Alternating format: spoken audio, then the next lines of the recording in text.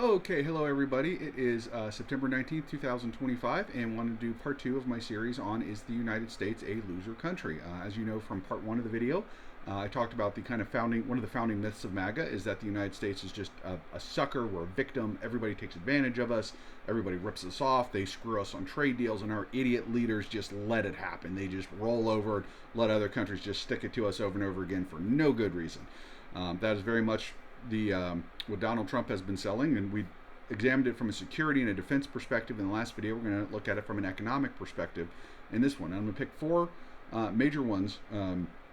The Soviet Union, what Donald Trump has not talked about, to be fair.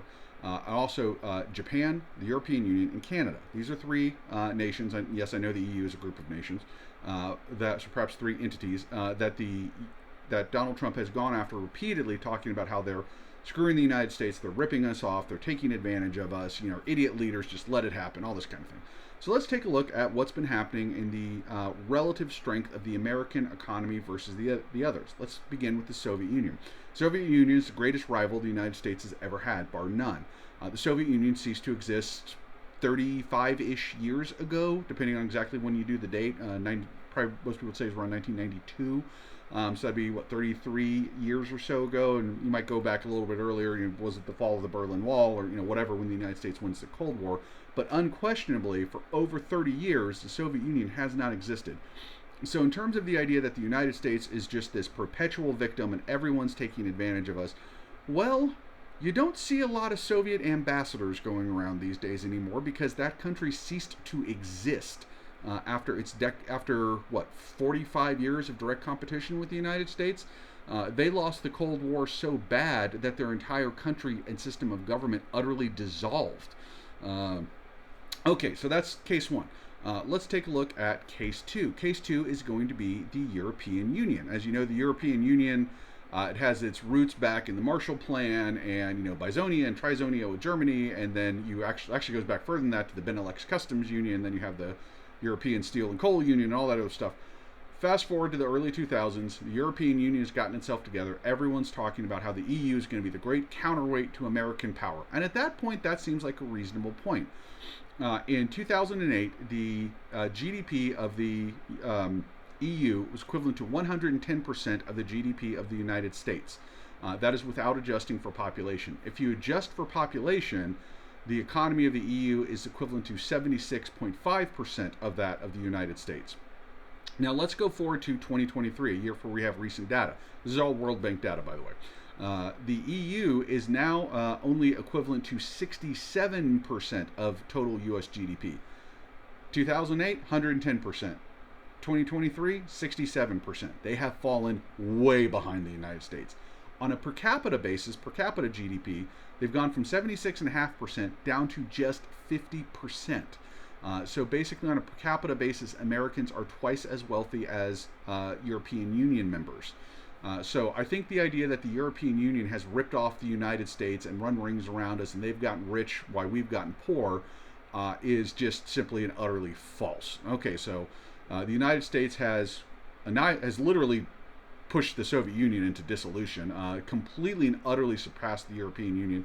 What about Japan? Japan, you may remember, I was born in 1979. If you're roughly my age, you'll remember in the 80s and whatnot, and even into the 90s. Japan's going to take over everything. They're going to buy everything. The Americans can't stop them. They're so much better than us at everything, blah, blah, blah.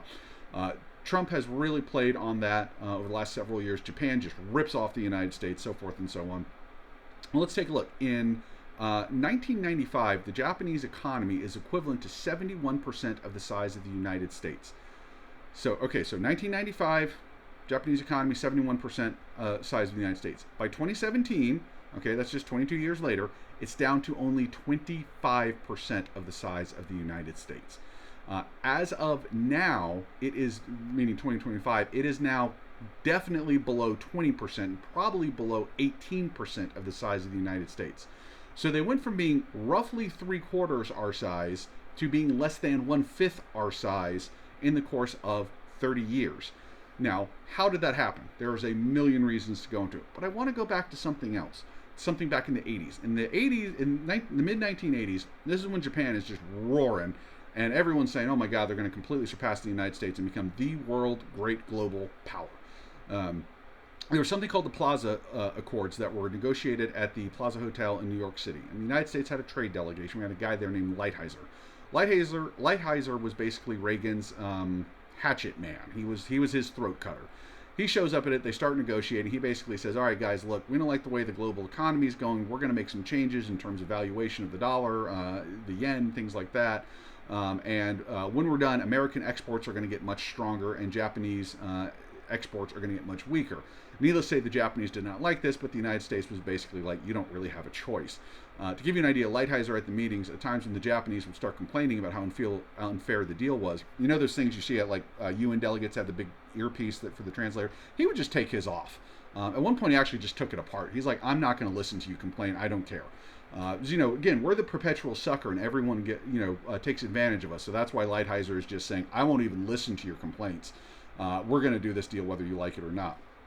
By the way, another little note: when Trump did NAFTA 2.0, the deal was basically negotiated with the Mexicans, and the Canadians were notified, and they were told they had a week to make their decision to either join or not join, and we really didn't care, and they joined. So again, and now Trump gets credit for that. That was his deal. Lighthizer was part of that negotiation as well. So again, the perpetual victim country has completely blown Japan out of the water. That brings us to Canada.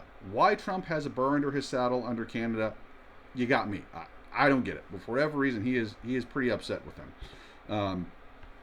Okay, on a per capita basis, in the mid 1980s, so right before Plaza, the Canadian economy is roughly 95% of the size of the American. Now remember, this is per capita. Our economy is, in gross terms, much, much larger.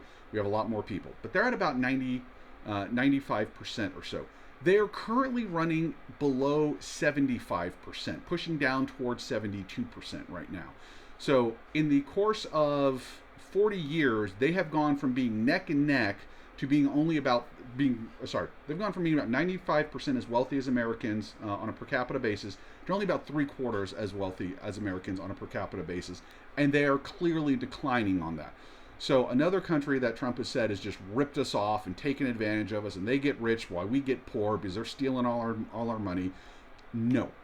The wealth gap between the United States and Canada has gotten bigger and bigger and bigger. And over the last few years in particular, it is accelerating. I'm not just saying it's getting bigger faster. So that is utterly false. Now, China probably has closed the gap quite a bit. China's had a remarkable economic boom. I would imagine India is doing a very good job on that. So there is an argument perhaps to be made that Trump has a point on those. But the basic point is the United States this sucker country that everybody runs rings around and all that stuff? Well, I did the security and defense, and you can go watch that video if you want and see what the results of the people who went head-to-head with the U.S. were. But so far, the U.S. has basically left Canada, Japan, and the European Union in the dust at this point. And by the way, China's next. China is a doomed country. That's a different video, but their days of being a true competitor to the United States from an economic perspective are very, very numbered. They are now, and they will continue to be for several more years. But that's going to come to a close fairly soon, well within my lifetime, God willing. And after that, God help the Chinese because they've got serious problems. Again, that's a different topic. But the point is, I would say that this belief that we have just gotten, everyone just ran circles around us is just false. It's just not true. And the Plaza Accords really show you that as far back as the mid 80s, the American government had pretty consistently said, no, we're not going to do, global trade's really going to go the way we want it to go. And remember, the Soviet Union didn't even survive. They did the Cold War with us for 45 years, and they fell apart. And we all think about the military and the espionage and the CIA and the KGB. One of the really interesting things you get in the Cold War is consumer goods. By 1970, the Soviet Union had figured out that one of the biggest problems they were having in places like Africa, Latin America, South Asia, places like that, was all those countries really wanted access to American and Western consumer goods, and they really didn't want the Soviet stuff. And they knew that this was a problem, and if they wanted to have more influence, they needed to start battling us on the consumer goods race. So they came up with an idea. They would sell things at cost, no profit. And if that wasn't enough, they would even sell at small losses. The idea being the Americans can't possibly beat us, even if they make better stuff, because they have to have a profit, and we'll take the loss. About 10 years later, the Soviets threw in the towel because they couldn't do it. They could not compete with the United States, even selling at a loss. They had to keep cutting their prices lower and lower and making their losses bigger and bigger, because at the end of the day, they could not compete with American products. American products were just not only better than Soviet products, but they were getting better and better and better, and the gap was getting wider and wider and wider. And so they basically threw it in. In 1981, in terms of computer statistics, the Soviet Union used to keep very close track of where they were relative to the United States in computer statistics. By 1981, they had figured out that the United States had over 125 times more computing power than the Soviet Union did. And after that, they just quit keeping the stat, because they were looking at the numbers and realized the number was about to go to de facto infinity, which is what happened in the 80s. And they just didn't want to keep the stat anymore. So, again, that's the greatest rival the United States ever had. And by 1981, they're literally just saying, get rid of these statistics. We don't even keep them, as the Americans are killing us so badly. We just don't even want to look at it. So I would rate this idea, this founding myth of MAGA, as being very, very false.